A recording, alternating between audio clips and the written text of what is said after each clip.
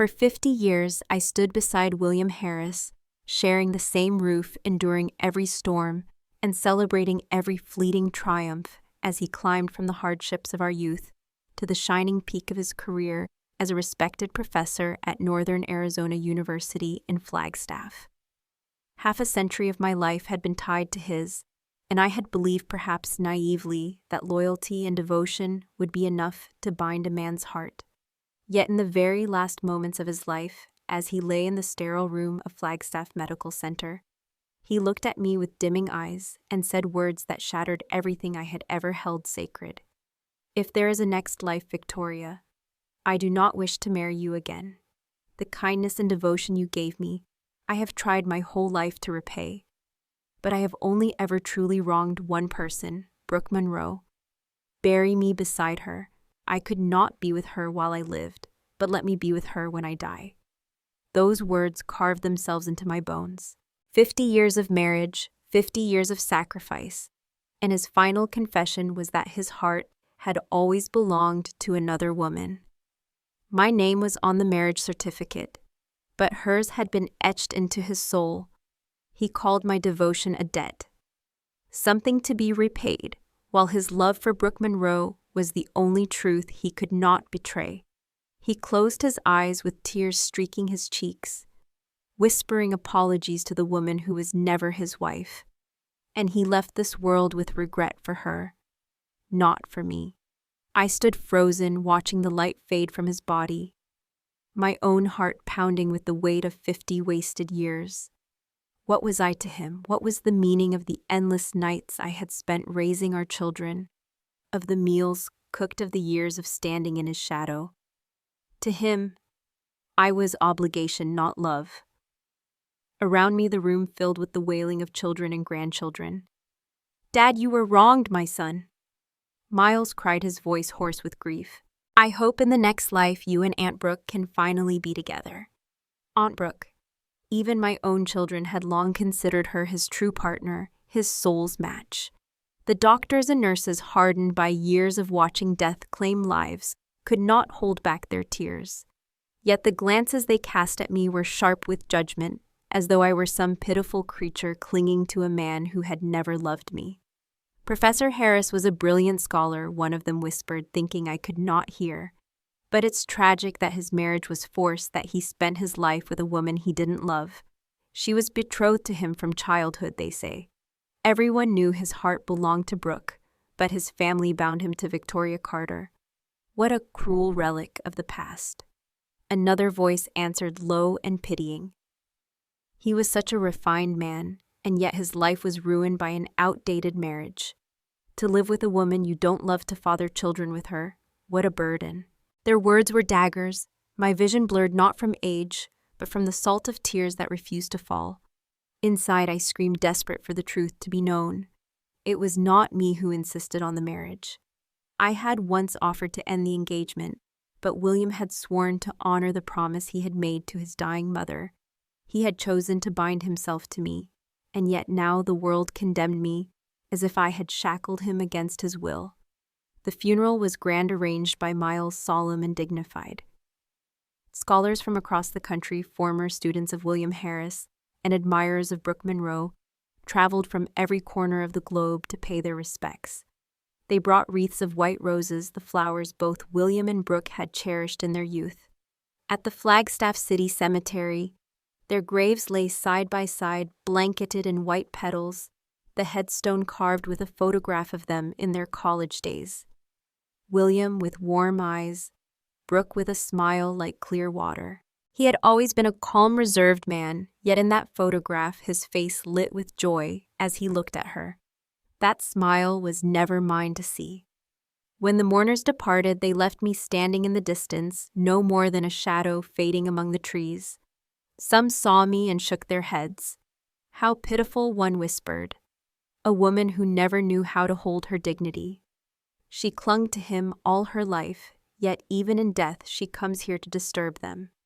My son and daughter-in-law glared at me with open disdain. "We told you not to come," Mother Miles hissed.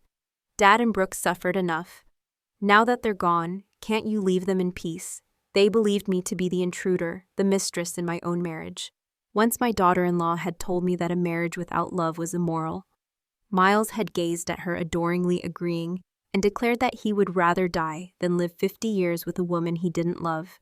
They said I was ignorant, crude, uneducated, a woman who married for money, never worthy of William Harris.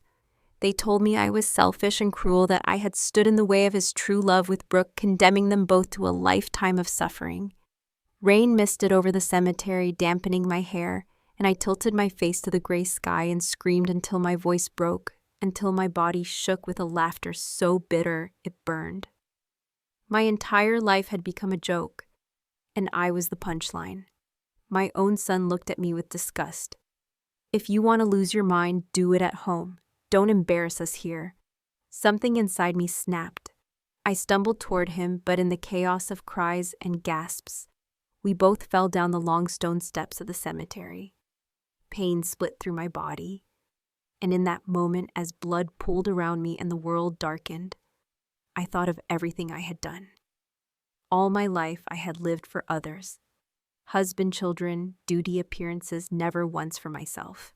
And as the world bled away, I swore that if there was another life, I would never again live this way. The crimson sky blurred, and through the haze I saw her. A young girl, hair braided in 2 plaits. Cheeks round and flushed dimples deep and bright as the sun. She was me, Victoria Carter, at 24. Before marriage, before children, before 50 years of sacrifice, turned me into a hollow shell. She called out with excitement, "William Harris." Her voice rang across the campus courtyard of Northern Arizona University, carefree and loud. Students turned their heads, some of the young men blushing as they glimpsed her smile. William frowned slightly, irritation flickering across his handsome features. "I told you not to call me like that, Victoria. You're too loud. Don't you have any manners?" I stood there stunned, caught between the death I had just endured and the rebirth that now unfolded before me. The girl laughed again, untouched by shame, and I felt a strange warmth bloom inside me. I had been given another chance. This time I vowed I would not squander it. And so began my second life, not as the silent wife of William Harris, but as Victoria Carter, a woman who would no longer live for anyone else but herself. Students walking across the quad turned their heads at the sound of my voice. I could see a flicker of surprise in the eyes of a few young men, perhaps even a trace of admiration as their gazes lingered on my smile. William Harris frowned, his brows tightening in irritation, as if my laughter offended the solemn image he wanted to project. "Victoria, don't call out like that," he muttered, his tone laced with disdain. "You're too loud. You should learn some manners." I bit my tongue, swallowing my retort, and simply studied the world before me. The air was crisp, the mountains of Flagstaff rising like ancient guardians against the horizon. I had truly returned. Chloe Harris tugged at my sleeve, pulling me into a quiet corner where no one could overhear. Her eyes glittered with impatience. "Give me the money," she hissed. "And hurry, make sure you air out the blankets this weekend too. I'm having some friends over. Don't embarrass me." William overheard and shook his head with disapproval. "Chloe, I've told you already I'm working extra tutoring jobs to cover expenses. Victoria doesn't need to give you anything. Don't trouble her." But Chloe pouted, ignoring him. "You're fine, William, but I'm not. I need my own spending money." She slipped her hand into the pocket of my coat, trying to fish out the bills I had hidden there. I gripped her wrist firmly, forcing a bright smile. "Not today, Chloe," I said softly. "Your brother told you not to." Fury flashed across her face as she yanked her hand away and stomped off. Yet before she disappeared, she glanced over her shoulder with a smirk. "Don't forget to catch some eels, Victoria. The last stew you made was such a hit, one of my friends still raves about it. She'll be over this weekend too, so do a good job entertaining her. She's one of William's classmates after all." With that, she flounced away, leaving me standing there with the weight of 50 years pressing on my chest. When I returned to the Harris home, the place I had once called mine, I wandered through the rooms with trembling hands.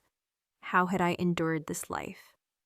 William and Chloe's rooms were neat, bright, the beds layered with fresh linens, everything perfectly kept. Mine was dark and cramped, suffocating in the summer and freezing in the winter. The blanket on my bed was frayed, patched so many times it looked more like rags than cloth. Tears stung my eyes, but I forced them back. "Victoria Carter," I whispered to myself, "this time you will learn to love yourself. No one else will do it for you." Laughter drifted down the hallway, pulling me from my thoughts. A girl's giggles, light and sweet, followed by Chloe's sharp, irritated voice. "Victoria, are you still sleeping? Get up and make breakfast. We're starving here." I turned and there she was. Brooke Monroe, standing in the kitchen doorway, with a smile that could disarm the coldest heart. She looked at me as though we had always been sisters. Her voice soft, polite. "Victoria, I heard you once made congee for William when he was ill. He said it was the only thing he could stomach. It sounded so delicious, smooth, fragrant, comforting. Would I be lucky enough to taste it too?" My breath caught. I remembered that time too well. William had been sick, refusing food, his face gaunt and pale. I had begged Mrs. Reed, our neighbor, for a recipe that might tempt him. Hours I had spent stirring, watching over the pot until it was perfect, hoping each spoonful would give him strength. And now I learned he had carried that dish not as a memory of my care, but as a token to impress the woman he adored. A bitter laugh rose in my throat. "If you'd like some, ask William to make it for you," I said coolly. "I'm sure he'd be more than happy to." Brooke's face flushed crimson, her composure faltering. "Chloe," she stammered, "maybe I should go. Victoria seems busy today." Chloe shot me a look sharp enough to cut glass and hurried after her, leaving me alone in the empty kitchen. Later, William returned with Brooke at his side, the two of them chatting quietly, and I sat at the table, my plate already cleared. Chloe stormed in, her face twisted with anger.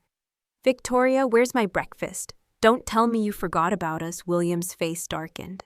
"That's enough, Chloe. Don't you dare speak to her like that." For a fleeting moment, my heart fluttered, thinking he defended me at last. But the truth was crueler. He didn't rebuke her for my sake. He did it because his sense of dignity as a scholar couldn't tolerate his sisters speaking so rudely in front of others. Soon he had cooked a simple breakfast himself for the three of them. They gathered around the table, laughter spilling freely, their conversation flowing in English and French. I understood nothing. Brooke leaned forward, her smile radiant, answering William's questions with elegance. Even his cold eyes softened as they rested on her. Chloe smirked at me, her gaze taunting, triumphant. But I no longer felt the sting of humiliation as I once had. I had seen this scene before, lived through it in another life. I had sweated in the kitchen while Brooke entertained William and my son, playing the graceful hostess in languages I could not speak. I had watched her blush, tease, and charm, always with that air of innocence that left me powerless to accuse her of anything. They had called it friendship, a bond of the mind, but I knew it for what it was, a love story written in stolen glances and half-hidden smiles. I stared at the table where they sat, the picture of harmony, and something inside me hardened. Let them laugh. Let them speak in languages I could not understand. This time, I would not let their words cage me in silence. I would no longer define myself by their approval. In the warmth of the Arizona morning, while the white peaks of the San Francisco mountains gleamed in the distance, I made a promise to myself. I would endure this charade as long as I needed to, but never again would I lose myself. Never again would I believe that their scorn was truth. My hands, rough and calloused, could build more than meals and patchwork blankets. My mind, mocked as ignorant, could hold visions larger than this small house, larger than this suffocating family. They thought me powerless, but I had already glimpsed the path ahead. And as I wiped the sweat from my brow, watching Brooke lean close to William with her gentle smile, I smiled too, because I knew something she did not. I had lived this life once before, and this time it would not end the same way. Chloe Harris once told me that I ought to be grateful to Brooke Monroe, because without Brooke's constant tutoring of Miles, How could a simple, uneducated woman like me ever hope to raise a talented son? She said it so often, her voice dripping with condescension, as if every achievement of my child belonged not to me, the mother who bled and sacrificed, but to the woman who hovered around William Harris, as though she were already his wife. But I was not blind. Every glance, every unspoken word that passed between William and Brooke, I saw it clearly even when I tried to bury the truth deep inside. I had once told William I did not want him to keep seeing Brooke. He looked at me with that familiar cold detachment and said, "Victoria, my relationship with Brooke is not what you imagine. I gave my word to marry you, and as a man of honor, I will see it through. Do not accuse me of baseness." And Brooke herself, with her gentle voice and carefully chosen words, would look at me with feigned innocence. "Victoria, please don't misunderstand William. There is nothing improper between us. You are his wife, and I would never trespass on that." Even my own sons, still young and malleable, echoed their deceit. "Mom, Dad and Aunt Brooke are kindred spirits. Do you know what that means? A true gentleman would give his life for such a bond. You only think badly because you're small-minded." After that, Brooke stopped visiting our home. At least that was what I believed. It was not until she fell ill that I discovered the truth that William had been taking Miles to her house, all along behind my back, as if I were a stranger undeserving of knowing where my child went.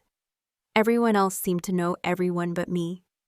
I had lived in the shadows of my own marriage, comforting myself with the lie that he was faithful. When I realized this, I laughed because compared to the wounds I had carried in my previous life, this deception was hardly worth a tear.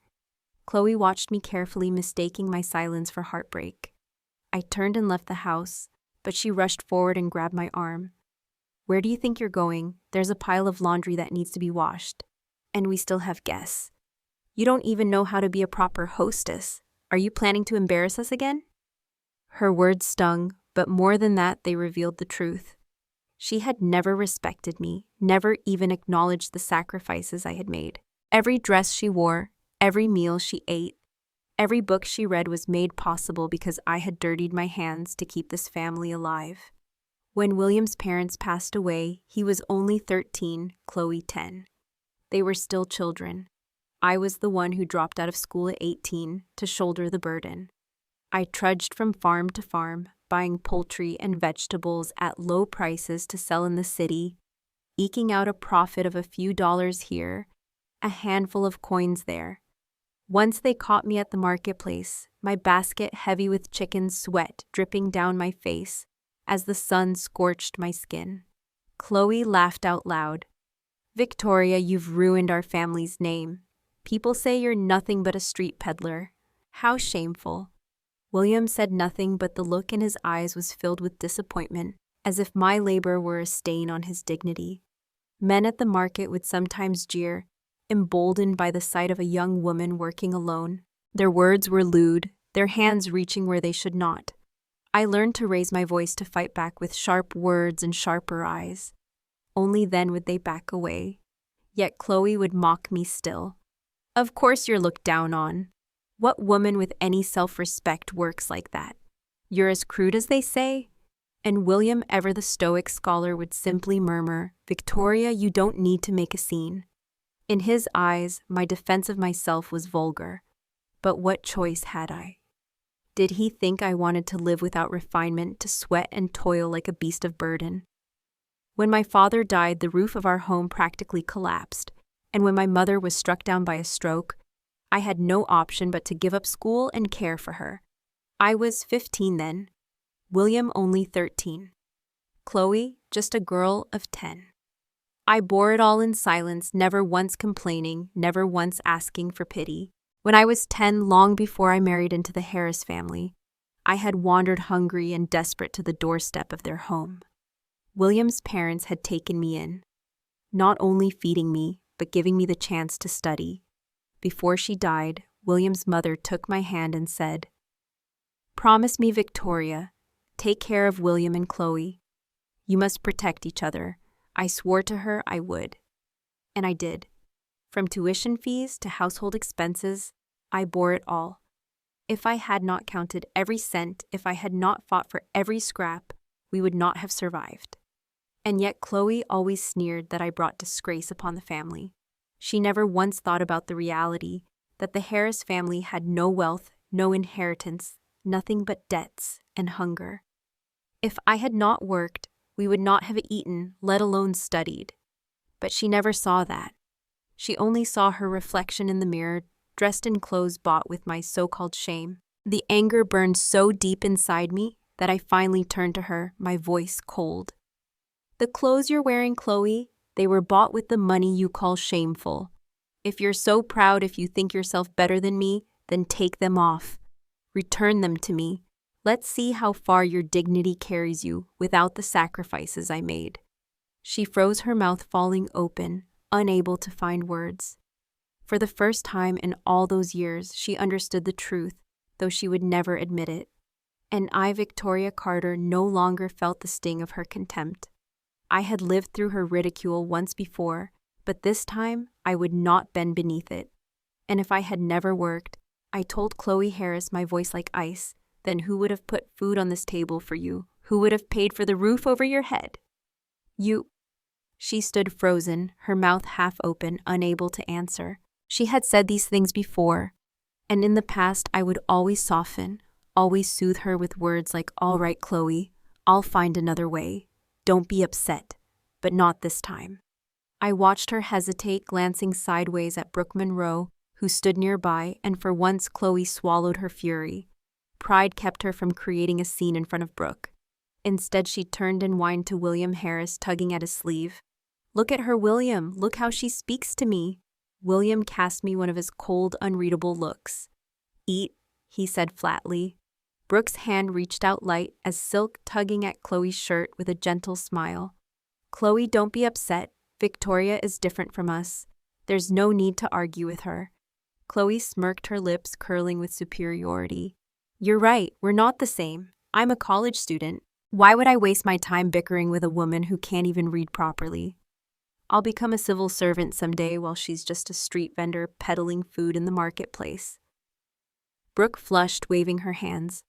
"I didn't mean it like that. Victoria, please don't be angry. If Chloe's words upset you, forgive her. Don't be harsh with me on her account." Always the same performance, always the same gentle martyrdom, shifting blame with a downcast gaze and a soft voice. I smiled at her, the kind of smile that carried no warmth. "You're right, Miss Monroe. I will assume you're trying to sow division. Perhaps it would be better if you said less in the future." Her eyes shimmered with tears, her lips trembling. "Chloe, Victoria doesn't like me. I should go." William turned to me, suspicion in his tone. "Are you upset?" I tucked a strand of hair behind my ear, lifting my chin with a calm I had never felt before. "Not at all. I'm very pleased. After all, not everyone is granted the chance to live again and correct the mistakes of a lifetime." He frowned. "Didn't you once care deeply for Brooke?" "No," I said quietly, smiling still. "I never loved her. I only deceived myself into thinking my dislike was born of jealousy. She was clever, beautiful, well-spoken, admired by everyone she met. I told myself that my resentment must be envy. But now I see the truth. My heart was uneasy because every word she spoke drove a wedge between us, and you and Chloe always took her side. She never lied, not exactly, and that was what made her so dangerous. I had welcomed her as a sister, once treated her with courtesy and warmth, but I had learned my lesson. That would never happen again. Later, as I walked alone down the busy street, I felt the weight of my resolve settle over me. I had only $30 tucked away, a sum William had once pressed into my hand and then coldly taken back. $30 was nothing yet. It was everything. In my past life, that money had not saved me, but this time I knew what the future held. I knew which industries would rise, which opportunities would bloom. If I could gather just enough to leave Flagstaff and head west to California, the land of opportunity, I could start anew. But every step required money, travel, food, lodging. One coin could halt me. I clenched my fists. I had been reborn with knowledge others lacked, but without capital, knowledge was useless. Still, I swore I would gather it. I would not remain trapped here. I nearly forgot until I saw him, Professor Thompson from Northern Arizona University, one of William's mentors. His wife, Mrs. Reed, had fallen ill, and he had no time to care for her while juggling his classes. In my last life, I had offered to help bringing her meals whenever he was too busy. The thought struck me with urgency. This connection had mattered before, and it would matter again. I hurried to the market buying 3 fresh carp. At home, I prepared fish and tofu soup and handmade pork buns, the steam filling the tiny kitchen, balancing the containers. I made my way to deliver them, but before I could leave, Chloe blocked the doorway. So that's it, running off to curry favor with the professor's wife, trying to pressure him into making William marry you sooner. What a shameless scheme. I drew a steady breath. Move aside, Chloe. Her eyes gleamed with malice. Not a chance, over my dead body. I tilted my head, smiling faintly. I'm doing this because if William and I annul the engagement and he marries Brooke Monroe instead, at least Professor Thompson won't hold it against them. They need his approval to stay on faculty, and I won't let myself become their obstacle. Before she could answer, I heard the familiar baritone behind me. William Harris's voice, firm, unyielding. Who said anything about annulling our engagement? I turned startled, the containers trembling in my hands. His eyes locked onto mine, unwavering. For the first time since my return, I felt the weight of his promise, the vow he had made long ago at his mother's deathbed. Victoria Carter. He said, his tone carrying the gravity of a man who believed in honor above happiness. I swore I would never abandon you. Before his mother died, William Harris had sworn before her bedside that he would never abandon me. He repeated that vow. Now his jaw tight, his tone heavy with duty. I let out a half laugh, half sigh. Lips curved in something between disbelief and sorrow. Are you sure, William? Would you really keep that promise if it meant hurting Brooke Monroe? His expression darkened at the sound of her name. Brooke is only my junior, my fellow scholar. Who has been filling your head with such nonsense? But I had seen it with my own eyes. I had seen the way his hand once lifted almost of its own accord to brush a stray lock of her hair, only to falter and fall back when he remembered the vow he had made. Wherever Brooke appeared, his gaze followed, silent but unshakable. I looked him in the eye and said each word with calm precision. William Harris. If your heart already belongs to someone else, I will annul this engagement myself. His face blanched, his composure cracking for the briefest moment. Then he straightened, his voice low and stern. A man keeps his word, Victoria Carter. If it will put your heart at ease, then tomorrow I will file our marriage license at the courthouse. I will marry you as promised. The irony of it made me laugh under my breath. Just like before, he clung to his vow like a shield, never understanding that it was not what I wanted. I had told him once, even pleaded, that I could explain everything myself, that his career and Brooke's reputation would not be tarnished if we went separate ways. But he refused. He believed his word bound him more tightly than any love ever could. And so he married me not out of desire, but because he would not risk the stain of being called a liar. After the wedding, his demeanor grew darker still. He was present, but never truly there. His smiles reserved for classrooms and lecture halls, never for me. All of Northern Arizona University whispered about it. Every student, every professor knew that William Harris of the literature department and Brooke Monroe of the arts faculty were a pair destined but denied. Brooke, admired for her brilliance and grace, never married another. William, celebrated as the young star of American letters, was said to have been shackled to me since childhood. For Brooke, it was tragedy. For William, it was sacrifice. For me, it was humiliation. Sometimes I wondered bitterly if William had not been the rising scholar of his generation. If he had not won awards and international recognition, would Brooke have clung to him so faithfully? Would she have devoted her entire youth to waiting? She was beautiful, intelligent, poised. She could have chosen a dozen other paths. But William Harris was not just a man. He was a stock with promise, a rare investment sure to yield greatness. And so she hovered, neither leaving nor staying, feeding his heart with glances and sighs, never giving enough for scandal, but always enough to keep him bound to her. And William, torn between the promise he had made his mother and the longing he could not bury, chose me. Not out of love, but out of fear. Fear of dishonor, fear of broken vows, fear of losing his carefully built image. As the years passed, his career soared. His lectures drew crowds. His books were celebrated. His name traveled far beyond Arizona. And the higher he rose, the more careful he became.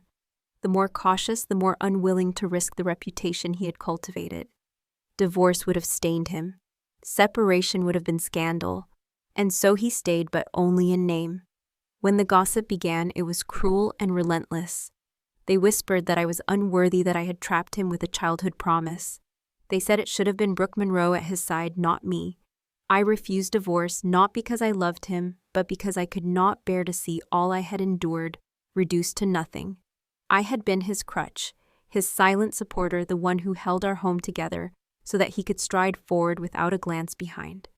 And when his wings grew strong enough to soar, he looked back at me only to discard me as though I were an old coat outgrown. I had planted the tree with my own blood and sweat, and another woman reaped its shade. Eventually, William moved out, claiming he needed quiet to work. He lived alone in a faculty apartment on campus, and our home, once ours, became mine alone. My own son turned against me, his words sharp and merciless. "Because of you, mother people laugh at me. You're stubborn, unreasonable, and everyone sees it. Why couldn't my mother have been Aunt Brooke? If she had been the one, my parents would have loved each other. I would have grown up in a home filled with warmth, not this cold, broken house." He stopped calling me mother with tenderness, treating me instead as a burden. When I grew older, when my body ached with age, he did not care. He hired a caretaker and told me not to bother him. "Don't embarrass me," he said. "Don't come to campus. Don't ruin what little respect I have left."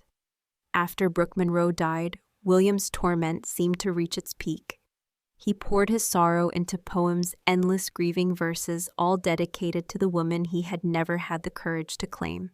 On social media, he wrote publicly of the love he had lost, wondering if life might have been different had he chosen her.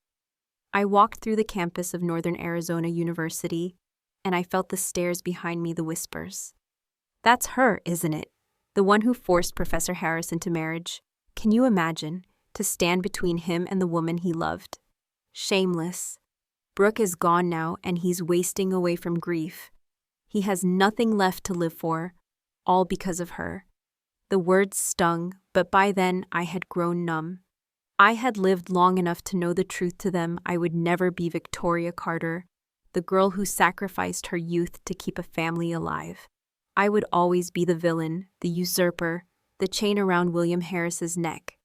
And in his poetry, in his haunted eyes, in the long nights when his health began to fail, I saw it too.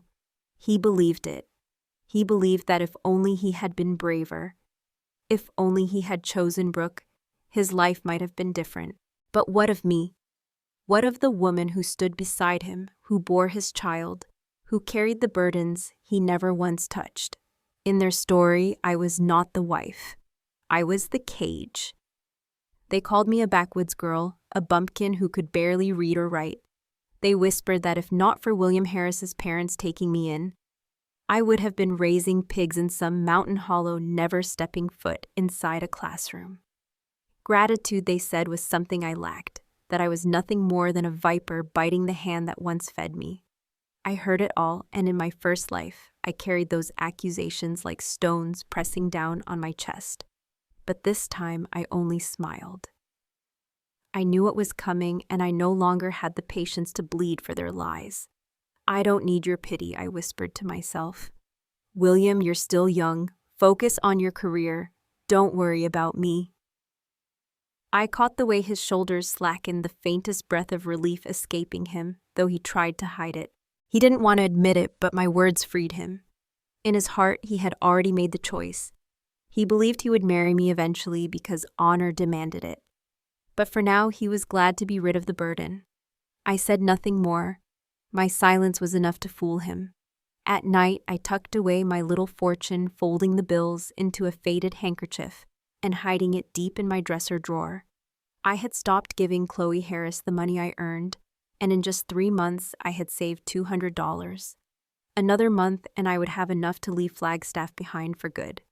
California waited vast and free a place where I could reinvent myself far from the shadows of this house. Lying in bed, I dreamed of that life. A life where I no longer played the servant, no longer bowed beneath scorn, no longer gave without end. A life where the choices were mine. But my daydream shattered when I heard Chloe's shrill voice in the yard, ordering men about. I stepped outside to find her directing a group of movers, her arms flailing as though she were the mistress of the house. And standing beside her, as serene as ever, was Brooke Monroe. She wore a white dress that floated around her like mist, her hair loose over her shoulders, fragile, delicate, every detail crafted to inspire sympathy. When her eyes met mine, she offered a soft smile. "Victoria," she said sweetly, "I'm about to graduate and I still haven't found a place to live. Chloe suggested I move in here for a while. Just temporarily, of course. I hope it doesn't trouble you." Chloe cast me a cutting glance, her voice dripping with mockery. "This is our home, Brooke. Victoria is just someone staying here out of our family's kindness. She should be grateful we don't charge her rent." I leaned against the door frame, my expression unreadable. "Someone from the outside, is that what I am?" "Then tell me, Chloe, does the money I hand over every month, the meals I cook, the cleaning I do those not count as rent?" Her face flared red with rage. She jabbed a finger at me. "You ungrateful wretch! If it weren't for my family, you'd be nothing. We saved you, and this is how you repay us." My voice cut her like a knife. "No, Chloe, you forget. It was I who saved you. If I hadn't pulled you out of that river, you'd have drowned. You wouldn't even be here to call me ungrateful." Her mouth snapped shut. For once, she had no answer. Brooke stepped delicately forward, her tone mild, as if she were merely observing. "That was fate's kindness," she murmured. "A good deed returned with a blessing." Chloe seized on the words, puffing up with pride. "See, good people are rewarded. We took you in, and this is how the world balanced it." I turned my gaze on Brooke, unflinching. Miss Monroe whispering behind someone's back is hardly the act of a noble woman. It seems the company you keep has lowered your own standards. Her eyes filled with tears, her lips quivering. Chloe rushed to her side, draping an arm over her shoulder. "Don't let her words wound you, Brooke. She's petty, always has been. Tonight, let's celebrate William's latest publication. We'll throw a grand party." I knew then what they were doing. William's success had only made him more desirable to Brooke, and Chloe basked in the glow of proximity. To them, I was an inconvenience, a shadow clinging to the edge of their triumph. That evening, when I returned home after a long day, the house was in disarray. Clothes littered the floor, the stench of perfume heavy in the air.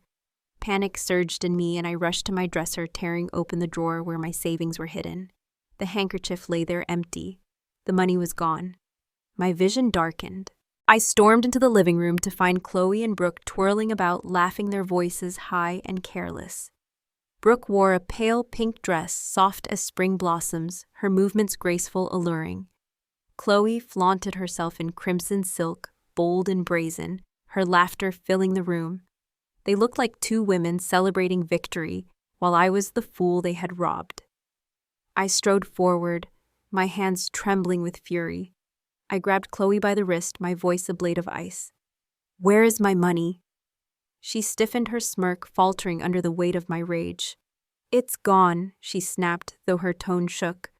"Gone," I hissed, my grip tightening around her sleeve. $200 doesn't vanish in a single day. Return what you haven't spent." Fear flickered in her eyes. She tried to pull away, but my hand only closed harder. "This is how you repay me after everything I've done for you." Her voice rose to a shriek. "William, William, help me, William, help me." Chloe Harris cried, her voice rising in false desperation as she clutched at the air. Brooke Monroe rushed forward, nails sharp and deliberate, dragging a burning line down my arm. I gasped at the sting, instinctively pushing her away. My shove was hardly forceful, but Brooke stumbled backward, falling perfectly into William Harris's arms as he stepped through the doorway. He caught her, steadying her trembling frame, then lifted his eyes to mine with an expression that cut like a blade. "Victoria," he said coldly, "you are her elder. Even if Chloe is wrong, you should resolve matters with words, not violence. And Brooke is our guest. How could you treat her this way?" A laugh sharp and bitter broke from my lips. "Violence against a thief, William. I haven't even called the police. That is mercy enough." His gaze flickered to Chloe, doubt written across his features. "Chloe, did you take her money?" She threw back her head, indignant. "What money? Everything she has belongs to us anyway. Why should she accuse me?" The absurdity of it made me laugh harder, the sound raw. "Not asking permission and taking what isn't yours is theft, Chloe.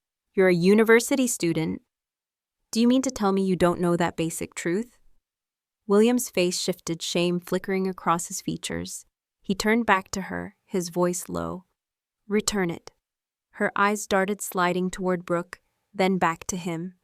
"It's gone. I spent it. On what?" His tone hardened. Chloe bit her lip, then rattled off her list with false bravado. A dress from Macy's, a haircut, dinner at La Vie with Brooke. At the mention of dinner, Brooke's face paled. Her lips trembled as she whispered, "Victoria, I'll return the dress. I'll find a way to repay you. Please don't be angry." Her eyes glistened with tears, her fragile display designed to stir pity.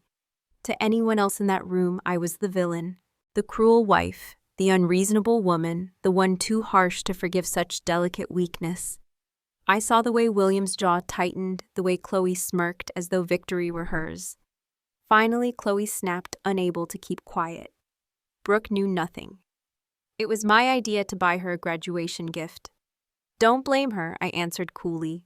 "So you steal with one hand and play benefactor with the other. Impressive, Chloe. Truly generous when the money isn't yours." William's eyes shifted to Brooke. "She's already worn it. Returning it would be humiliating. I'll repay you myself." I shook my head.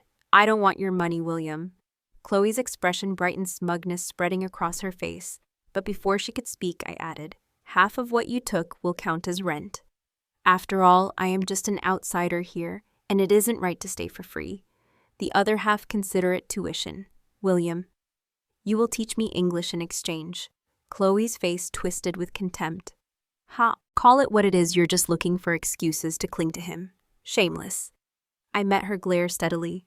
"Then return the money if you object." Her lips snapped shut, her face turning scarlet. She sputtered, but no words came. William intervened, his voice curt. "That's enough. I'll settle the money. And as for lessons, I'll teach her myself. No payment needed." He paused, his eyes lingering on me in a way that softened, if only slightly. "Victoria, you've sacrificed much for this household. It's time you had something for yourself."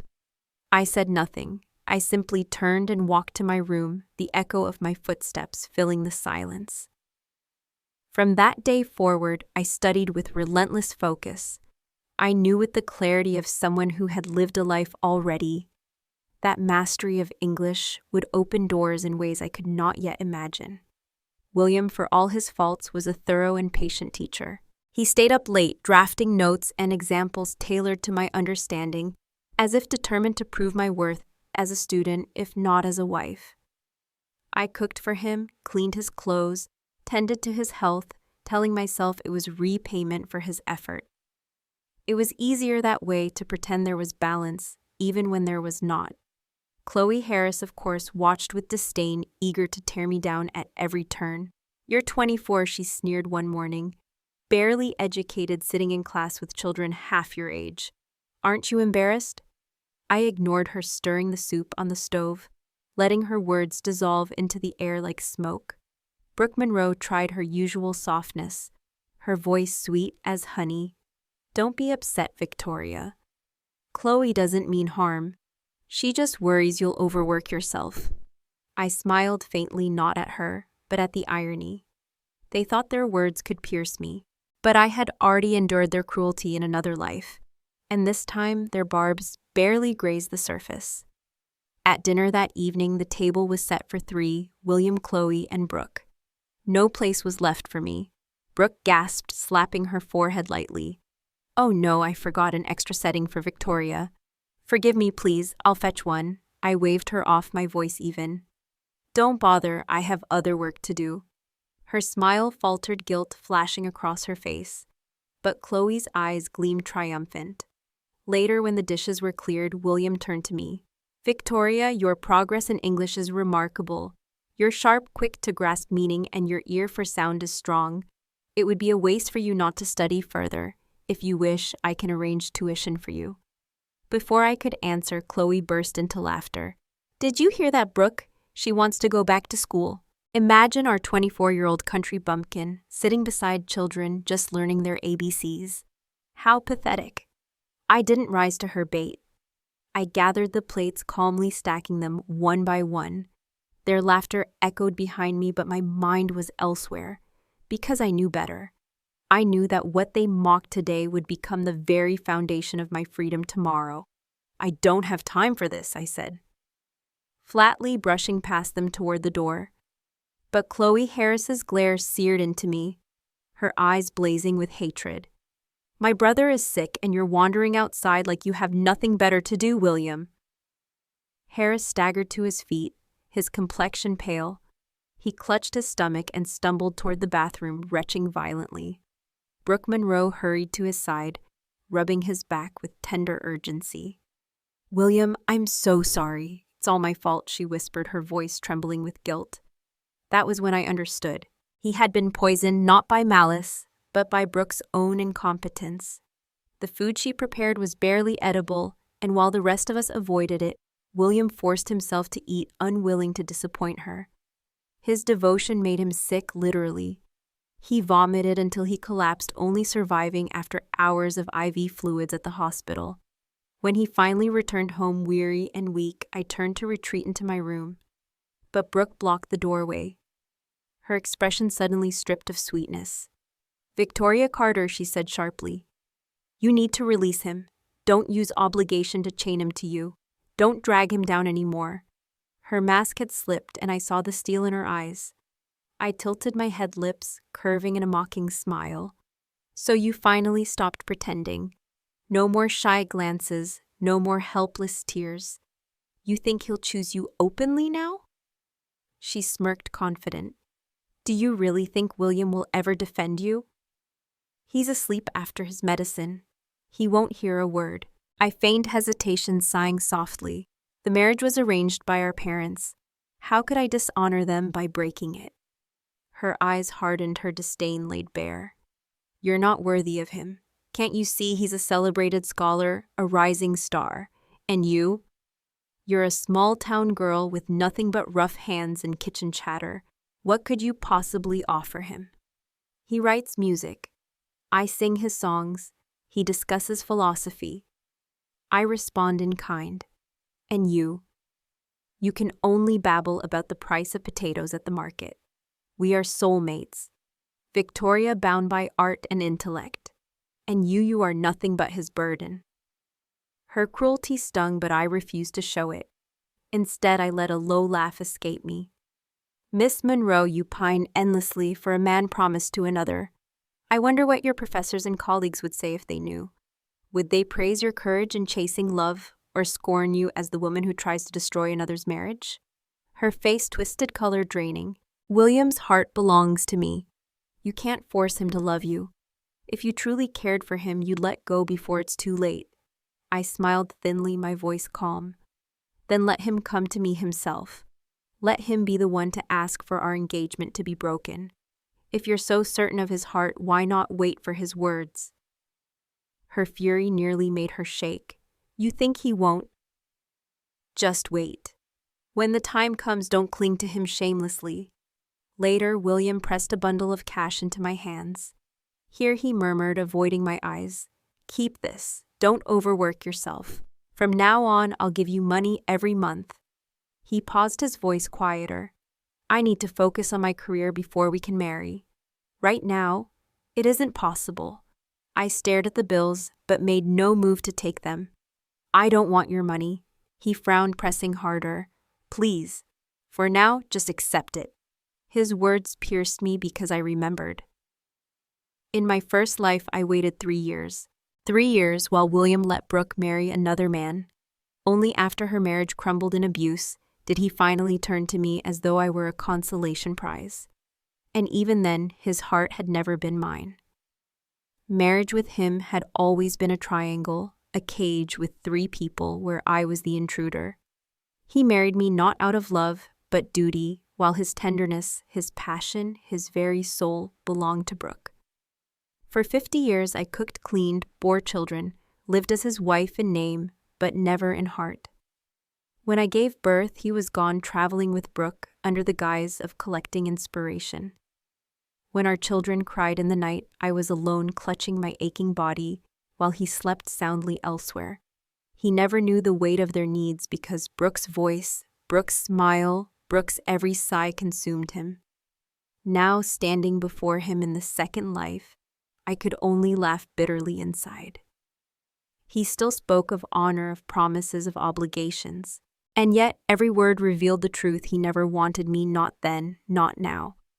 I let the cash drop back into his hand. Keep it, I'll manage. For once, surprise flickered in his eyes. Perhaps he expected me to cling to plead, to beg for scraps of his attention. But I no longer had the strength or the desire to be that woman. My marriage had never been between 2 people, it had always been a crowded union of 3. William Harris liked to call himself a man of honor, the kind who kept promises. That was the only reason he married me. But even after the wedding, his heart was never mine. What he gave me was obligation dressed up as duty, not love. He offered me status, stability, and the appearance of a life most women would envy. I lived in a fine house, carried the title of Mrs. Harris. Never lacked for money, but inside, I was hollow. For 50 years, I was his wife in name. Only a shadow moving quietly beside him while he poured his passion into another woman. Happiness, that word mocked me. When I was pregnant, he was away with Brooke Monroe, traveling under the excuse of research, collecting songs and poems in the name of inspiration. I gave birth alone, sweat soaking my body, tears soaking my pillow, cradling an infant while pain tore through me. He came home in the middle of the night, collapsed into bed, and slept as if nothing in the world had changed. I rocked our babies until dawn, my body aching, my soul weary, while he dreamed elsewhere. Our children grew tall and brilliant, each one finding their place in the world. But they grew on the strength of my back, not his. Every scraped knee, every fevered night, every lesson learned by fire was borne by me alone. And still I once dreamed of learning, of having a life beyond the kitchen and laundry room, but those dreams died quietly. William never had time to teach me, never wanted to waste his energy on me. Chloe Harris mocked me constantly, her sharp tongue slicing away at whatever pride I tried to keep. Even my own son once looked me in the eye and said coldly, "Mom, you're too old to go back to school. You're embarrassing. Dad is a professor, a celebrated writer. You'd only shame me if you showed up at school events." He didn't let me attend his parent-teacher conferences. He said I was too fat, too stupid, too unrefined. He wanted William there, or worse, Brooke, the elegant woman who could quote poetry and charm professors. Later I learned they had indeed gone in my place. William and Brooke walking together, smiling together, representing our son as if they were the rightful parents. His classmates admired him for it. They envied him for having such a beautiful, talented mother figure. And I was the ghost at home. Folding his clothes, packing his bag, cooking his meals, erased from his story like I never existed. A life of humiliation and silence was all I had known. But this time around I would not be the fool. I had endured 1 lifetime of being cast aside, but in the second chance I would not destroy myself to hold on to them. I would not fight for scraps of love that were never meant for me. I smiled light and careless and told William, "It's all right. I'm not in a hurry." He paused, looking at me strangely. In the past, whenever he told me it wasn't the right time to marry, I had forced a smile and said I could wait. But he had always known it was a lie, that behind my smile was desperation, fear, and longing. I had loved him since I was a child, since the first time I set foot in his parents' home. They had teased back then, laughing as they said I would make a perfect daughter-in-law. Later, they even believed it, urging him to marry me quickly, before some other man took me away. I grew up certain that William Harris was my destiny, that no matter what he was, the man meant to walk with me until the end. But now my heart was no longer his to break. I had lived through storms, betrayal, and a lifetime of humiliation. I had been given the cruel gift of living twice, and I carried those scars as lessons. My smiles now were not desperate. They were my own, free of him, free of her, free of the cage they tried to trap me in. Every so often, perhaps, to ease the guilt of constantly delaying marriage, William gave me small gifts: a silk scarf, a glittering hairpin, a jar of honey-scented lotion. I collected them all and placed them neatly in a box, untouched, unopened. He once noticed and asked, half amused, half wounded, "You don't like them?" I lied quickly, saying, "It's not the right time to use them." His eyes darkened as if he suddenly understood. He thought I was saving them for the wedding, for the day he finally kept his promise. His ears reddened and his face turned awkward with shame, or maybe guilt. I only smiled faintly, saying nothing. Then came the day he was nominated for advanced studies in California, a prestigious program that would set his career soaring. Before he left, he looked at me with rare softness. "This opportunity isn't easy to come by. It will help me more than you know. I'll be back in 6 months." He hesitated, studying my face. "Don't you have anything you want to say to me?" For a moment, his eyes carried something almost like hope. I lowered my gaze, brushing my hand against the train ticket hidden in my pocket. 2 days later, I would be leaving Flagstaff myself, heading south to chase a different life, a life of my own making. For the first time, I wasn't afraid. For the first time, I could taste freedom. I looked up at him and smiled, bright and careless, as if the weight of 50 years of chains had never existed. "I wish you success, William. May your road be smooth and your future brilliant." His expression faltered, confusion flickering across his features, but I didn't linger. This was the moment our paths began to separate forever. "May your journey be safe, William, and your future brilliant." The words slipped from my lips softly, a blessing spoken with no weight behind it. Yet when I looked up, I saw his gaze fixed on me for a long moment, longer than ever before. "When I come back," he said quietly, "I'll marry you." His voice carried something unfamiliar, a trace of tenderness, of hope, almost as if he meant it. For a fleeting second, I felt the echo of the girl I once was, the girl who had loved him with all her heart, tremble inside me. But then I shook my head, chasing the thought away.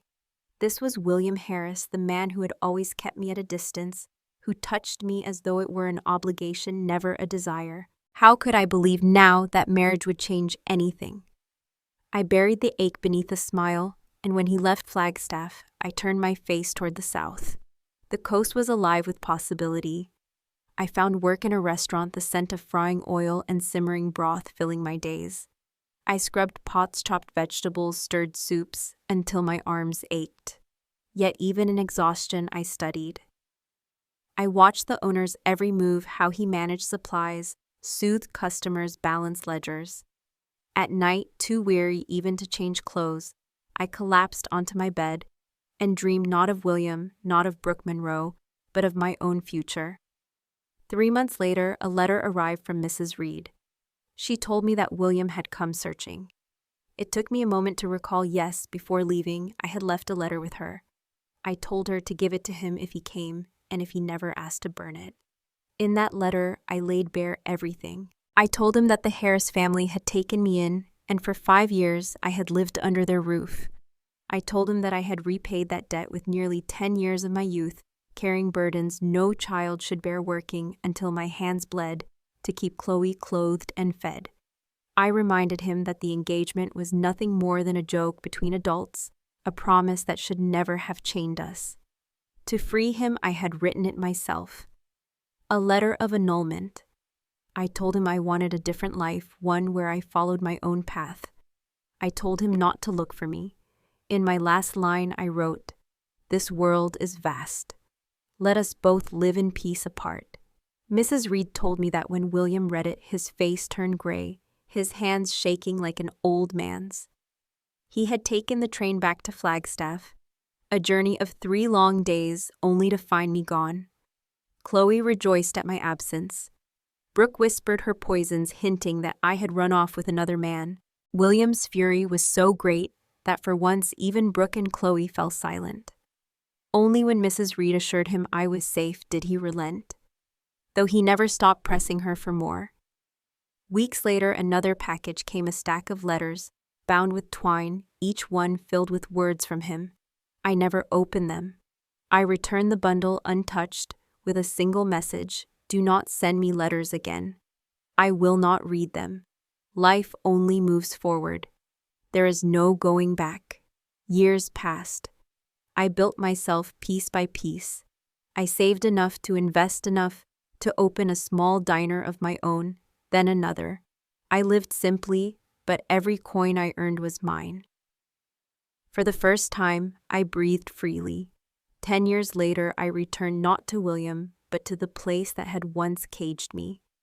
By then, I was no longer the frightened girl or the invisible wife. I was a benefactor, a woman whose name carried weight. I funded a new lecture hall at Northern Arizona University, donated scholarships for struggling students, made sure no child would be kept from learning the way I had been. The university invited me back as an honored guest. Walking across the campus, my heels clicking against the pavement, I paused outside the glass-fronted lecture hall I had helped build. The air was crisp, the pines whispering in the wind. And there, framed in the doorway, stood William Harris. He was not yet 40, but his hair was already streaked with silver. His shirt was wrinkled, his frame gaunt, his shoulders stooped as though the world had grown too heavy. He looked at me and his hands trembled, his mouth opening but no words escaping. His eyes, once sharp with pride, now carried 1,000 unsaid regrets. The president of the university, sensing the awkwardness, rushed to bridge the silence. "Professor Harris, let me introduce you. This is Mrs. Carter, the benefactor who made our new building possible. Without her, none of this would exist." He chuckled, eager to smooth over the tension. "Your handwriting is beautiful, William. You must write a poem in her honor, on behalf of the faculty and students." But William said nothing. He only stared at me, pale and lost, as if I were a ghost he had loved and buried long ago. The air grew thick with discomfort. Smiling calmly, I stepped forward, rescuing us both. "It's nothing," I said lightly. "I simply wanted to give back to the place where my life began."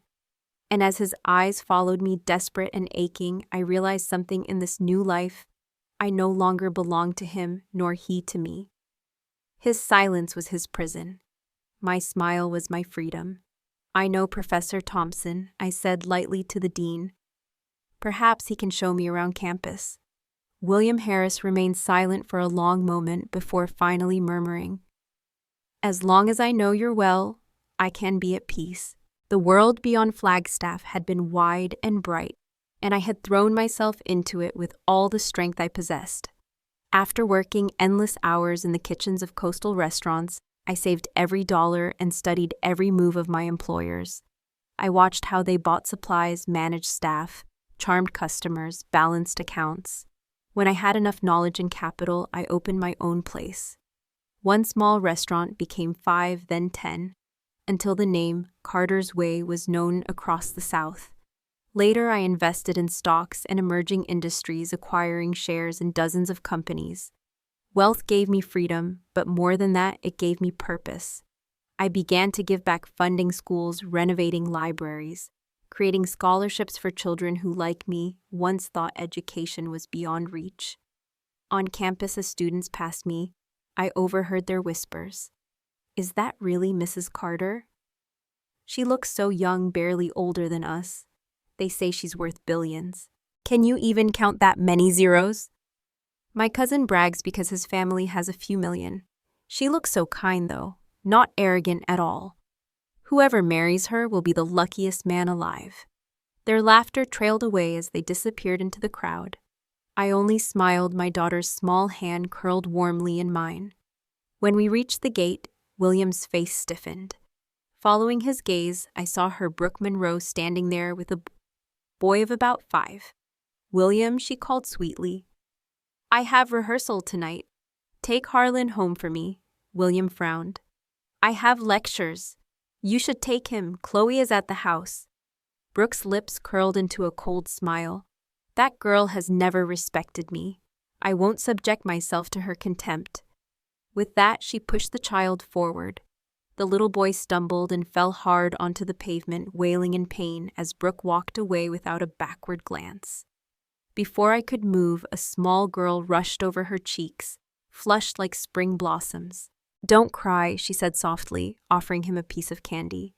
Then she turned up to me with bright eyes and dimples deep as mine had been at her age. "Mommy, are you done with work?" I lifted my daughter into my arms, my heart swelling with the pride that was mine alone, untouched by anyone else. William forced a smile. His voice strained. "Say hello to the professor, sweetheart." She waved shyly, and his face crumpled with a bittersweet grief. He smiled yes, but his smile carried the weight of tears unshed. On the way home, my daughter tilted her head, studying me. "Mama, why did that man smile like he was about to cry?" I only sighed, brushing her hair back from her forehead. Mrs. Reed had once told me what happened after I left. 5 years later, William finally abandoned his hope of finding me and married Brooke Monroe, the woman who had chased him relentlessly for so long. But marriage did not make them happy. After their son was born, their life dissolved into quarrels. William buried himself in seeking inspiration, traveling for work, while Brooke devoted herself to choirs and performances, rarely home. The household crumbled. Chloe Harris, now grown, argued constantly with Brooke. She had children of her own, but never touched a pot or pan, leaving everything for Brooke to manage, which she never did. The smallest chores turned into battles. William, weary of conflict, often escaped under the pretense of extra classes or meetings, but the more he fled, the more Brooke raged. At first, she accused him of neglecting the family. Later, she spat that he was a failure, unable to provide the life she deserved. His spirit, once vibrant, was worn down year after year. The peers he had once outshone rose higher and higher, while he remained stagnant, his brilliance dulled. Once celebrated across the literary world, William Harris became a name few remembered, a professor whose lectures were mocked as dull and lifeless. Even his students gossiped behind his back. "His classes are boring. His wife controls him. Look how beaten down he looks." He heard it all, but never defended himself. He had no energy left. Seeing me again after 10 years radiant and strong was a mirror of his own decline. He could not bring himself to speak because he knew. He knew how cruelly he had treated me, how little he had valued me. He knew that the years I had wasted on him could never be returned. And as I walked away, my daughter's laughter echoing beside me, his heart whispered the truth he could no longer deny. The woman he should have married, the woman who would have stood beside him in triumph and in hardship, was Victoria Carter. If there were another life, he told himself, he would never wait, never hide behind promises. He would claim me boldly, love me fiercely, and never let me walk away again. But in this life, he had nothing left but regret. Thanks for listening. Be sure to subscribe so you don't miss the next videos.